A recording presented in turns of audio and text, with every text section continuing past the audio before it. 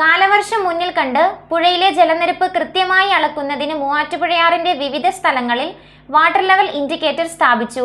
Fire station കടവ് ഉൾപ്പെടെ പുഴയുടെ വിവിധ ഭാഗങ്ങളിലാണ് വ്യത്യസ്ത അളവിലുള്ള ഗേജുകൾ സ്ഥാപിച്ചിട്ടുള്ളത്. കാലവർഷം മുന്നിൽ കണ്ട് പുഴയിലെ ജലനിരപ്പ് കൃത്യമായി അളക്കുന്നതിന് മൂവാറ്റുപുഴയാറിൽ വിവിധ സ്ഥലങ്ങളിൽ വാട്ടർ ലെവൽ ഇൻഡിക്കേറ്റർ സ്ഥാപിച്ചു. ഫയർ സ്റ്റേഷൻ കടവ് ഉൾപ്പെടെ പുഴയുടെ വിവിധ ഭാഗങ്ങളിലാണ് വ്യത്യസ്ത അളവിലുള്ള ഗേജുകൾ സ്ഥാപിച്ചിട്ടുള്ളത്. പുഴയുടെ ചെരിവിനനുസരിച്ച് വ്യത്യസ്ത ഉയരങ്ങളിലാണ് ഇവ ക്രമീകരിച്ചിരിക്കുന്നത്. ഇത് വെള്ളം ഉയരുന്നതിനനുസരിച്ച് അടുത്തടുത്തുള്ള സ്കെയിലുകളിൽ കൃത്യമായി റീഡിംഗ് പരിശോധിക്കാൻ സഹായിക്കും.